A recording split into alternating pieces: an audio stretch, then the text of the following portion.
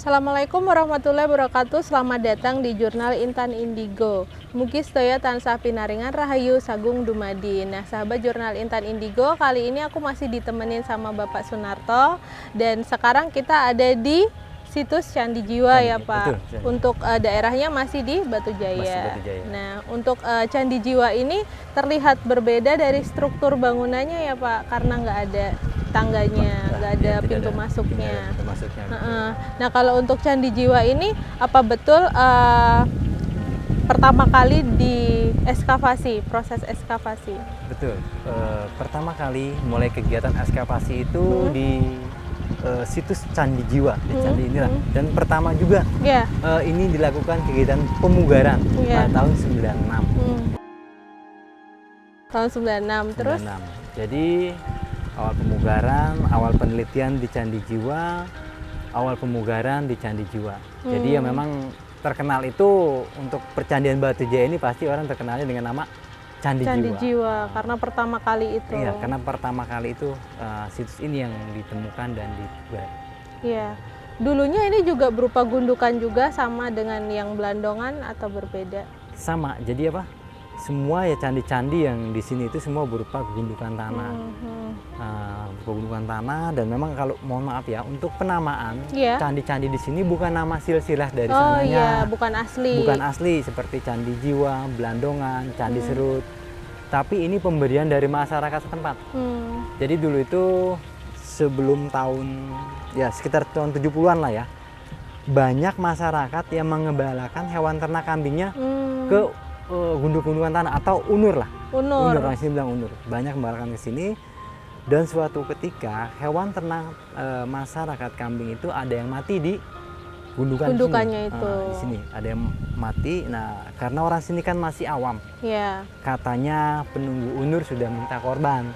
Tapi kematian hewan ternak kambing itu kan bisa dengan sengatan kalajengking atau ular berbisa. Karena masih orang masih awam, akhirnya penunggu unur sudah minta korban. Akhirnya ditamakanlah Unur Jiwa waktu itu. Akhirnya para peneliti pun menamakan dengan situs Candi Jiwa. Jadi asal muasal namanya itu bukan dari dulu, tapi karena penamaannya. Penamaan dari masyarakat. Sama Belandongan karena di atasnya ada gubuk, dan Candi Serut karena di dekat itu ada pohon serut. Kalau apa namanya perbedaannya antara Candi Jiwa dengan yang Candi Belandongan apa itu Pak? Perbedaan Candi Jiwa dan Belandongan ini yang jelas nih, kalau Candi Jiwa hanya berbentuk bujur sangkar ya, dia itu bentuknya bujur sangkar, dan dia tidak mempunyai tangga masuk. Sama Belandongan juga sebenarnya bujur sangkar, tapi Belandongan itu mempunyai tangga masuk. Itu perbedaan dari motif ini, struktur bangunannya ya yang membedakannya. Tapi itu di bagian atas itu kayaknya ada sisa-sisa lekukan yang simetris tuh Pak. Kayaknya kalau yang saya tahu itu kayak berbentuk kelopak bunga ya Pak di bagian atas. Itu Pak, betul sekali ya. Memang Pak, Candi Jiwa ini melambangnya sebagai bunga teratai. Bunga teratai. Jadi diduganya itu mungkin dulu itu ada lapak arca Sang Buddha. Di tengahnya. Di tengahnya itu. Jadi melambangkan bunga teratai yang sedang mengapung. Jadi kayak di tengahnya patung Buddha yang lumayan besar ukurannya, terus di sekitarannya mungkin biar penonton bisa membayangkan itu kelopak bunga teratai ya Pak, mengitari gini. Makanya masih tersisa lekukan-lekukan yang sama. Gelombang. Gelombangnya itu sama. Di bagian atasnya dia. Kalau itu bukan membentuk sesuatu, logikanya tidak akan ada gelombang yang sama ya Pak di setiap ininya. Di setiap sisinya ya. Sisinya. Ini hampir setiap sisi itu sama, dia berbentuk gelombangnya gitu. Jadi melambangkan bunga teratai yang sedang mengapung lah. Dia tuh mekar dan mengapung dia di air itu. Dan situ ada lapak arca Sang Buddha dan menghadap di empat arah. Empat arah mata angin. Iya, dengan arah mukanya ya. Setiap sisi ada. Jadi itu arca patung Buddha itu saat diekskavasi masih ada atau ada sisaannya? Waktu kegiatan ekskavasi pertama tidak menemukan adanya arca patung Buddha itu tidak ditemukan di Candi Jiwa ini. Ya mungkin karena kawasan kita ini kan sampai di abad 10 ya. Jadi di abad 10 kawasan kita ini mengalami suatu bencana alam, Iya. yaitu luapan Sungai Citarum yang menggenangi kawasan ini sampai ratusan tahun. Nah, hingga akhirnya di waktu itu masyarakat pendukung percandian mereka memilih hijrah, mengosongkan lah. Iya, meninggalkan. Meninggalkan, menyusul saudara mereka yang sudah menyebarkan agama terlebih dahulu ke daerah-daerah lain. Dan hingga akhirnya waktu itu semua arca-arca besar ini dibawa lah sama masyarakat pendukung percandiannya. Dan kita tidak mendapatkan arca-arca besar di sini. Iya, iya. Ya hanya kita mendapatkan pecahan-pecahan aja kecil-kecil lah. Sisaannya. Sisa. Dan sepertinya ini kalau argumen saya, versi saya itu di antara kelopak, kan ada kelopak besar nih Pak, terus ada di ininya penghubungnya itu ada kelopak kecil, kalau bisa digambarkan itu masih ada arca, patung arca yang kecil-kecilnya tuh Pak, ada beberapa tempat. Tapi memang di sini nggak ditemukan sama sekali arca kecil, itu nggak ada. Tidak, kita tidak menemukan yang tadi Mbak bilang itu, kita tidak menemukan sama sekali arca-arca kecil itu di sini. Lalu kalau di candi seperti contohnya Candi Borobudur, Candi Prambanan kayak gitu, ataupun di candi lainnya itu biasanya kan di dindingnya itu ada relief.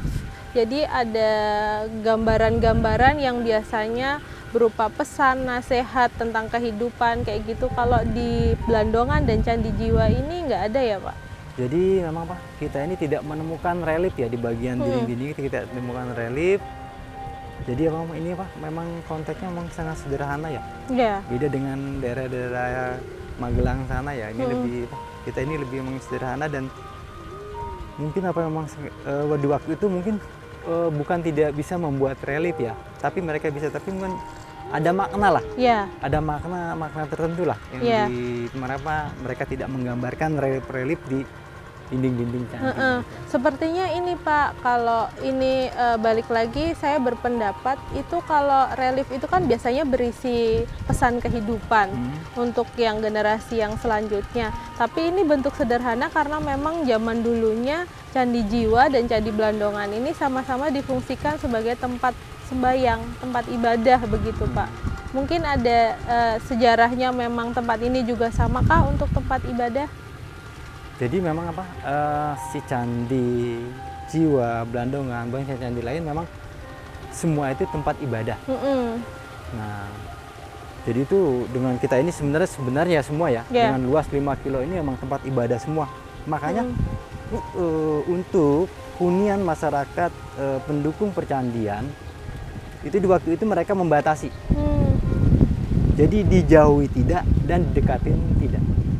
Karena kalau didekati takut mengotori tempat yang sangat sakral. Dan sedangkan kalau untuk dijauhi, nanti siapa yang ngasih masakan makanan buat yang ngurus-ngurus di sini? Itulah nenek moyang kita membuat konsep seperti itu. Jadi menjaga kesakralan atau kesucian tempat ini. Iya.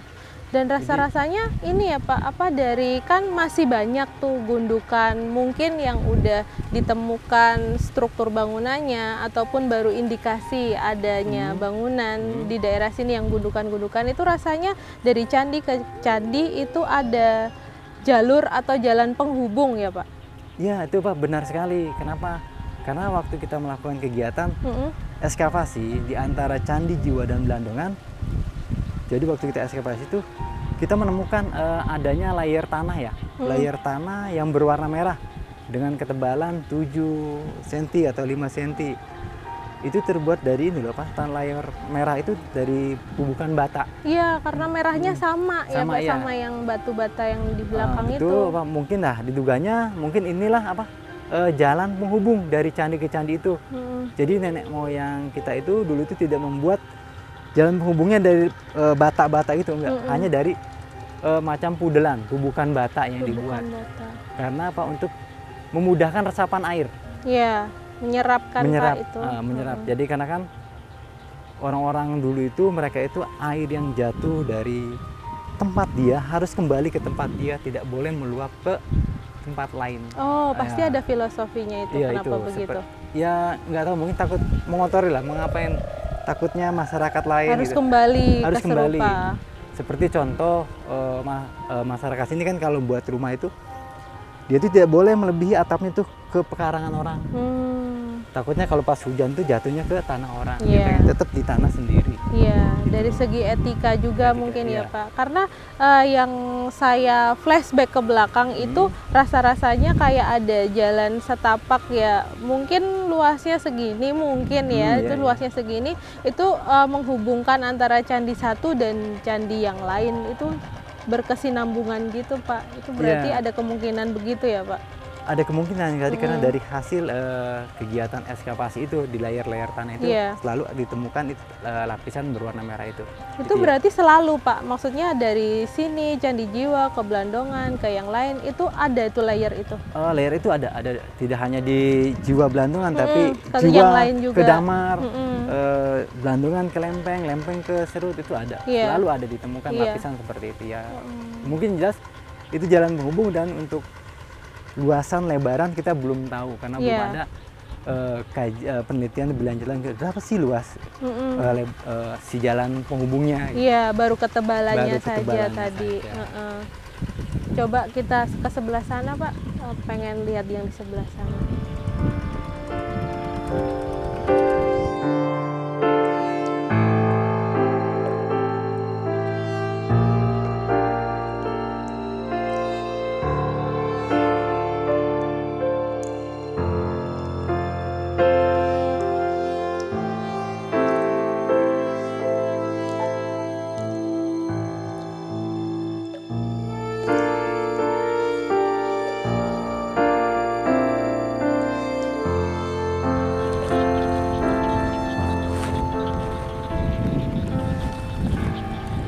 Agak curam. Iya. Satu-satunya tangga untuk ke sini Pak? Iya, satu-satunya tangga untuk ke sini. Nah, ini sampai di ini ya Pak, bagian apa nih Pak? Pelataran. Nah, pelataran. Ini pelatarannya dan ini apa? Sebagai altar ya. Altar pertama mungkin altar ya Pak. Pertama, karena di sini biasanya kalau ini melakukan upacaranya di sini untuk ibadah mereka itu meditasi dan itu di sinilah. Itu dulu atau sampai sekarang Pak dilakukan meditasi? Itu sampai sekarang. Sampai sekarang masih ada yang melakukan meditasi ya. Setelah mereka melakukan meditasi, mereka baru mengelilingi si lantai Pradaksina ini. Oh iya. Lantai ini sampai 3 putaran atau 7 putaran. Mereka mengelilingi. Nah ini kan di depan nampak ada dupa ya Pak. Iya. Tadi nyium bau wangi dupa. Terus di sebelum tangga itu juga ada bunga sama dupa. Itu dari mana dan mungkin fungsinya untuk apa gitu Pak? Jadi apa? Memang kawasan kita ini, percandian kita ini tidak hanya jadi objek wisata sejarah, tapi jadi objek wisata religi juga. Kebetulan memang tadi itu ada orang yang religi ya. Jadi mereka mendoakan leluhur. Ya memang saya sih inginnya orang-orang dari umat Hindu, Buddha mereka datang ke sini itu untuk mendoakan. Mendoakan leluhur yang kita tahu lah, mohon maaf bukannya kita tahu ya, kita mengerti lah bahwa apa leluhur itu butuh doa-doa dari keturunannya, garis-garis mereka. Itu. Karena kan kalau boleh saya tambahkan untuk dupa, bunga itu kan semuanya juga berasal dari alam. Jadi bukan sebenarnya larinya bukan ke sesuatu yang mistis, tapi karena mereka juga berasal dari alam, itu persembahan untuk alam juga dan juga untuk mengkoneksikan doa dan semesta alam itu tadi. Ini rupa-rupanya lantainya beda sama yang tadi ya Pak? Beda. Mungkin bisa sambil jalan ke sana. Karena bedanya fungsinya yang beda ya. Oh iya. Fungsi.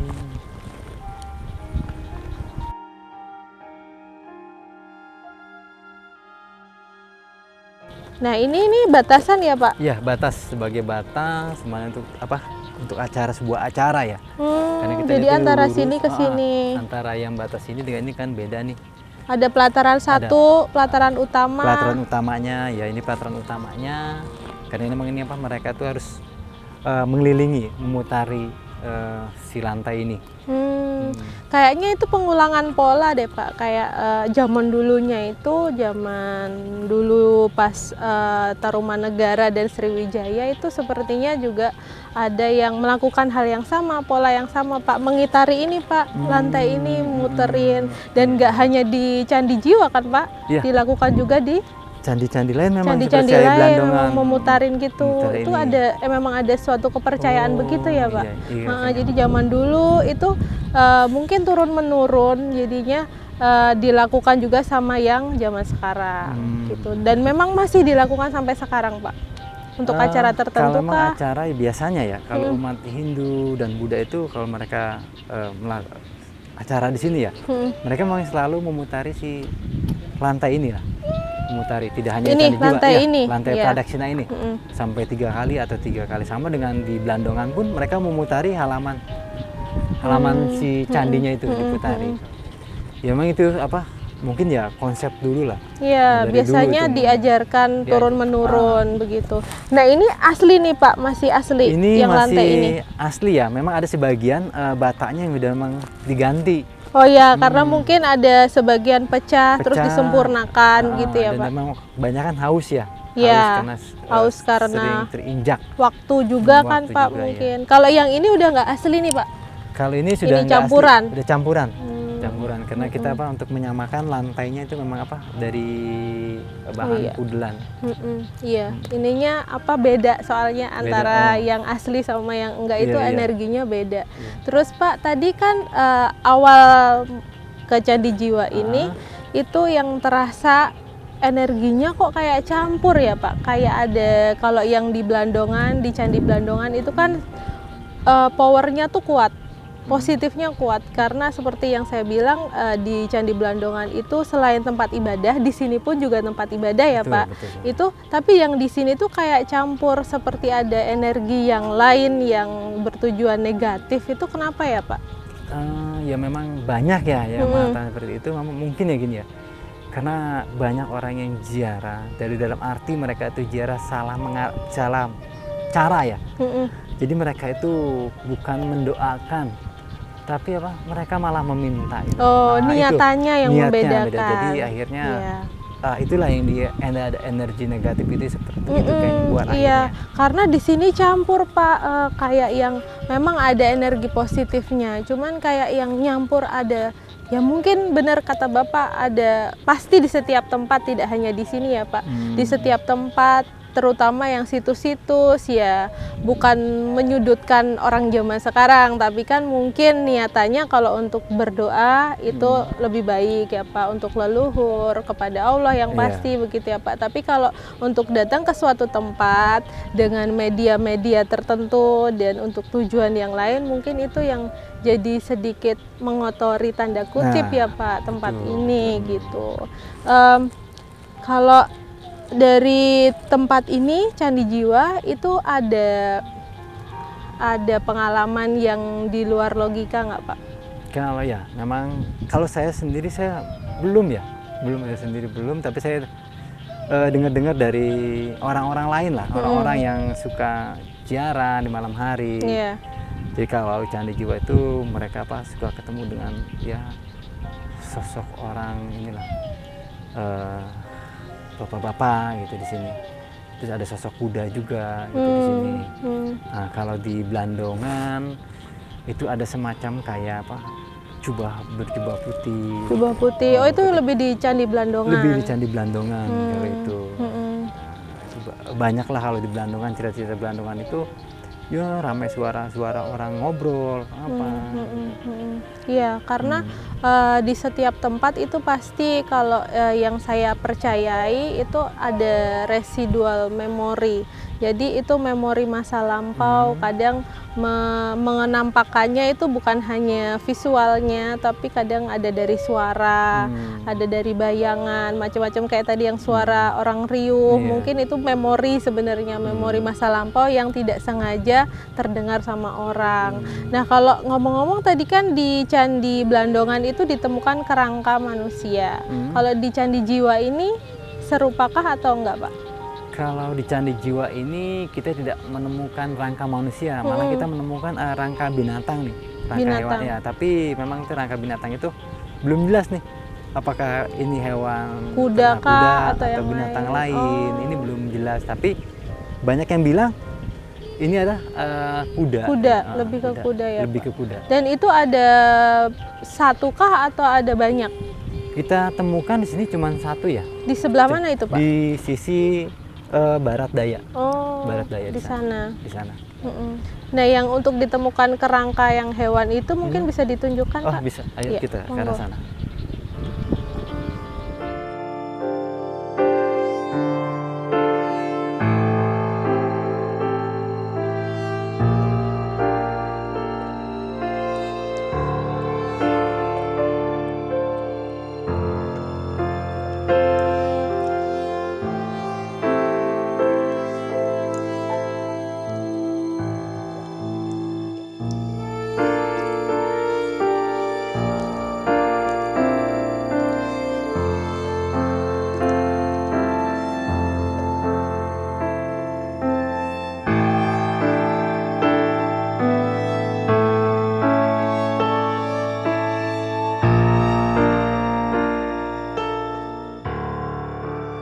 Nah, di sebelah mana, Pak? Nah, kita menemukan tulang itu di sini, tulang binatang itu di sini, di area Oh, sini. letaknya di sini. Di sini ya. Ya mungkin apa? Yang banyak bilang itu kuda atau yang jelas sih masih apa? Binatang, kita belum jelas apakah memang ini kuda atau bukan. Tapi utuh, Pak? Tidak utuh sih, tidak utuh dia, tidak utuh, hanya bagian-bagian aja gitu. Nah, tadi kan kita udah muterin mengelilingi Candi Jiwa ini, Pak. Itu saya lihat ada beberapa kotak ini ya, Pak. Itu apa yang membedakan ataukah sama? Ya, memang di kotak ini ada di sisi barat daya dan sisi tenggara ya. Jadi ada yang beberapa ini mengatakan bahwa ini untuk penggantian dalam membacakan mantra. Ada juga untuk menaruh sesuatu lah. Misalkan kita sedang muter kan bawa sesuatu kayak dupa atau bunga, mereka taruh di sini. Jadi lebih ke tahapan prosesi upacara sembayang itu mungkin itu, ya, bisa dibilang begitu ya, Pak. Nah, ini kalau di sebelah sini nih udah nggak ada sama sekali pelataran ya, Pak? Untuk atasnya? Tidak, karena memang candi ini, Candi Jiwa ini tidak mempunyai tangga masuk, tidak ada karena pelataran. itu. Makanya pelataran utamanya dia jalan inilah, jalan ini yang lantai utama. Pradakshina inilah, jalan utamanya. Iya, kalau ini udah mungkin dulunya juga dilapisi putih sama kayak Candi Blandongan ya, Pak? Ya mungkin Candi Jiwa ini sama dilapisi dengan itu, cuma karena ini sudah haus, jadi tidak menemukan adanya lepaan di sini tuh. Strukturnya lebih sederhana. Iya. Lebih sederhana. Dan untuk kedepannya itu ada rencana dari pihak BPCB mungkin ataupun yang arkeolog tenaga ahli yang untuk melakukan ekskavasi lagi mungkin, Pak, ke depan? Kalau ke depan memang tahun ini dari BPCB itu sudah melakukan kegiatan pemugaran di Serut 1B. Nah, kebetulan sudah selesai. Jadi mungkin berlanjut lagi mungkin tahun depan. Tahun depan untuk pemugaran. Yang jelas untuk ekskavasi pun mudah-mudahan dari Pusat Penelitian Arkeologi Nasional atau sekarang berganti nama jadi BRIN mau melakukan kajian dan riset di sinilah. Ya guna mengungkap sejarah percandian Batujaya lebih jelas lagi. Apalagi mudah-mudahan nanti tuh ada yang mengkaji juga fungsi-fungsi dari kegunaan candi-candi tersebut. Masing-masing candi untuk apa? Untuk ibadah apa, untuk apa itu. Lebih detailnya mungkin ya, Pak. Itu. Ya mudah-mudahan lah. Iya, insya Allah terlaksana ya, Pak. Kalau penemuan kayak yang di Blandongan, di sini juga ada penemuan kayak cawan mungkin kayak gitu nggak, Pak? Kalau di sini kita ketemu juga, cuman apa pecah-pecahan saja ya, pecah-pecah keramik bekas, ya. Keramik kita ketemu pecah juga ya, pecahan. Cuma waktu kita melakukan rekonstruksinya kita tidak menemukan maksudnya pecahan yang lain itu sejenis itu, pecahannya sebelahnya kemana gitu. Sama dengan pecahan Priuk juga kita tidak menemukan kemana ini. Memang waktu itu memang masih ini ya, kita masih baru dalam pemugarannya ya. Iya. Gitu. Artinya nggak utuh lagi. Nggak utuh lagi.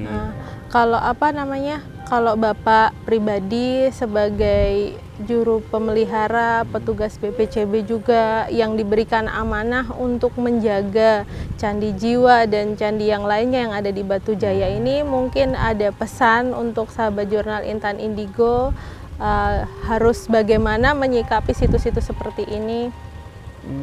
Jadi kalau pesan saya buat teman-teman dari sahabat Indigo ya, jadi gimana kita mencintai tinggalan budaya leluhur kita. Jadi kita mencoba untuk yuk bareng-bareng kita lestarikan tinggalan ini dengan kita menjaga cipta rasa karsa leluhur. Ini adalah sebuah sangat luar biasa lah buat untuk meningkatkan pelestarian budaya leluhur kita di sini. Iya, Jadi betul. intinya saya mengajak teman-teman Indigo yuk terus bantu kami lah Percandi Batu Jaya ini untuk menjaga kelestarian candi kita ini, tidak hanya dari candinya tapi dari energi positifnya juga itu. Betul. Karena kita tahu bahwa di jiwa ini ada sedikit energi yang negatifnya datang, bercampur. Jadi saya ingin yuk bareng kita sterilkan kembali, kita kuatkan energi positifnya untuk candi jiwa ini, itu saja.